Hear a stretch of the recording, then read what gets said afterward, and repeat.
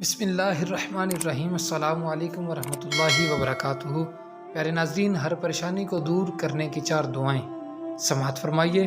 مشکل اور پریشانی کے وقت پڑھیں، انشاءاللہ العزیز مشکل اور پریشانی سے نجات حاصل ہوگی۔ دعائیں کیا ہیں؟ سماعت فرمائیے۔ اعوذ بکلمات اللہ التامات من شر ما خلق۔ میں اللہ کے پورے کلمات کے ساتھ پناہ چاہتا ہوں اس کے شر سے جو اس نے پیدا کیا۔